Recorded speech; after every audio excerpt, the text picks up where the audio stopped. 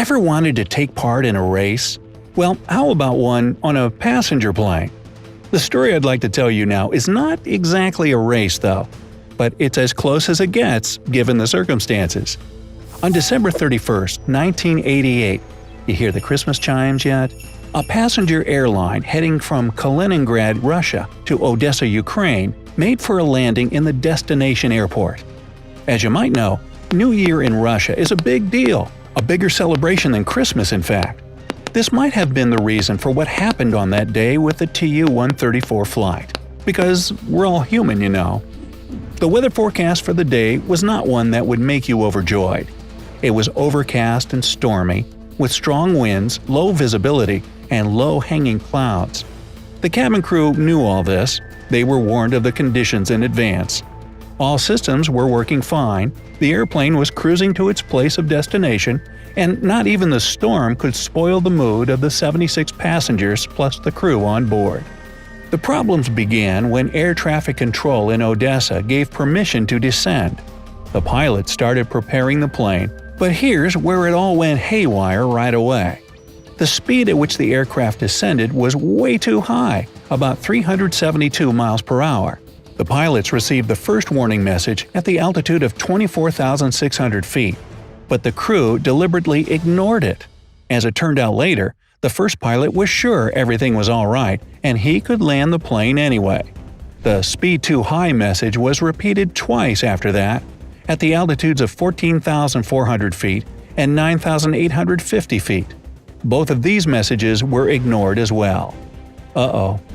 No one really knows what the motives of the crew were back then, but the situation was gradually becoming worse. Within 47 miles from the airport, the air traffic control finally gave permission to land. And that's where another misjudgment came. The pilots decided to fly directly to the runway despite the high speed. That was a crucial error, as it turned out. The speed of the plane was about 280 miles per hour, which is much faster than the recommended and safe landing speed of 205 miles per hour. The plane was flying bullet fast, approaching the runway with its wheels down and ready to land.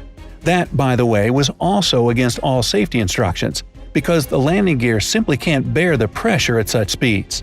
They could have just gone with the wind, if you know what I mean. Anyway, the most surprising thing about the situation was that none of this was connected with any troubles on board the airplane. Everything was working perfectly fine, no emergencies arose, literally nothing was wrong except the crew's decisions. The pilots went against all instructions of air traffic control, ignored the safety warnings, and gave commands to the crew that were contrary to every flight safety precaution. More outrageous still, the crew didn't even bother to argue the flight captain's orders, blindly following his commands. Basically, it was pure neglect that led to the incident that followed. Once again, turning off the speed too high warning, the pilots directed the aircraft towards the runway. At a speed of 258 miles per hour, the plane almost crashed on the landing strip and went further and further ahead without stopping. Its engines were working in full reverse, which wasn't really effective at such a level of speed. But in the end, it helped to stop the aircraft before the worst happened. The plane stormed on through the runway and onto the end safety area, only to come to a halt just 5 feet before touching the naked ground. As a result, no one was hurt on board, but it was pure luck. The landing was not smooth in the least, and the passengers were frightened, but fortunately, everything turned out well. In fact, there was another consequence. The plane set the record of landing speed that has never since been broken by any passenger aircraft. Well, a dubious achievement at best, but achievement nonetheless. What do you think? Let me know down in the comments. The pilots and the crew received an official reprimand for what they'd done, of course.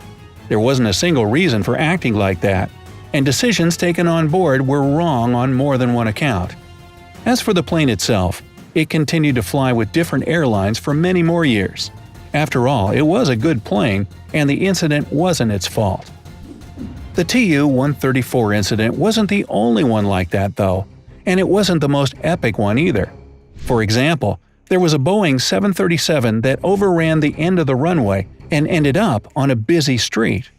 This happened on March 5, 2000. Flight 1455 from Las Vegas, Nevada to Burbank, California was 2 hours behind its schedule because of the weather conditions. Sounds familiar, doesn't it?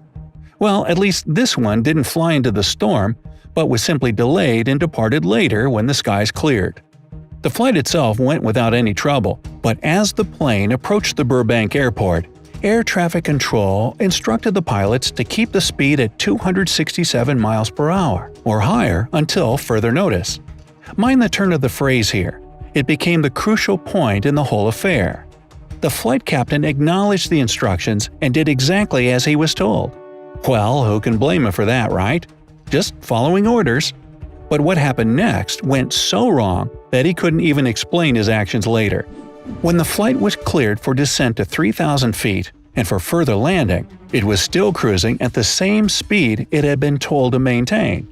Just to make it clear, when air traffic control gives permission to descend and land, it automatically cancels any and all instructions regarding speed given earlier. And it makes sense. As we've learned from the previous story, if a plane exceeds the landing speed limit, it could end very, very badly. Both the captain and the first pilot knew the rules, but something stopped them from following those. When they didn't receive the verbal command to slow down, they simply proceeded at the same speed they had been cruising the whole way. Just a friendly reminder here that the maximum safe speed to land on a runway is about 60 miles per hour lower than the Boeing had. Moreover, for some reason, the captain directed the aircraft at a sharper angle to the ground than it was allowed, adding to the danger. The first officer came to his senses first and asked the captain what he was doing and why. The only reply he received was, "That's all right." In the meantime, warning lights were flashing all around the pilots, but they both just ignored them. According to the standard procedure, if the flight landing conditions aren't met, the plane is to start a go-around maneuver. Basically, it means that if something is wrong and the plane can't land safely, the pilots have to fly up again and go for another circle around the airport. In case of Flight 1455, the thing that went terribly wrong was its speed. Well, you might have guessed already that the captain didn't see the need for a go-around maneuver. Later, he couldn't even explain why. As for the first officer, he said that he knew they weren't about to land safely, but believed the captain was taking steps to avoid a crash. Anyway, despite the yells of air traffic control and the flashing warning lights, they directed the plane towards the runway and landed. The aircraft touched the runway at a speed greatly exceeding the allowed maximum and 650 feet beyond the landing limiting line. The strip was wet, and it didn't help the unfortunate pilots either. They turned on the reversers and applied manual brakes, but even that wasn't enough to stop the plane before the end of the runway. Eventually, the airplane crashed into the metal fence and an airport perimeter wall, tearing through both, and finally came to a halt right in the middle of Hollywood Way, a busy 4-lane city street. The nose of the aircraft was shattered, the front wheels were torn off, but the inside wasn't damaged much. One of the escape slides inflated right inside the plane, blocking 2 flight attendants, but otherwise no one was seriously injured. And that's nothing short of a miracle. Why, you ask? Well, because the plane stopped right next to a gas station. If it had moved several dozen feet further, it could have caused a fire or even an explosion, and there would have been victims. But the plane came to a screaming stop, nothing lit up, and nobody was seriously hurt. Happy ending. Except for the flight captain's self-esteem. On the voice recording from the cockpit, you can clearly hear how, moments after the accident, he said, "Well, there goes my career. Sorry, pal, you were right." Several months later, both the captain and the first officer of Flight 1455 were fired because of the accident, and the plane, as it turned out, sustained too much damage and was later scrapped. Well, it's kind of sad, of course, but everyone stayed alive, and that's what really matters. Pilots have a saying, "Any landing you can walk away from is a good landing." And so it goes. So, Brightsiders, do you know of any other stories of airplane incidents? Share them in the comments below. If you learned something new today, then give this video a like and share it with a friend. But hey, don't go anywhere just yet. We have over 2,000 cool videos for you to check out. All you have to do is pick the left or right video, click on it, and enjoy. stay on the bright side of life.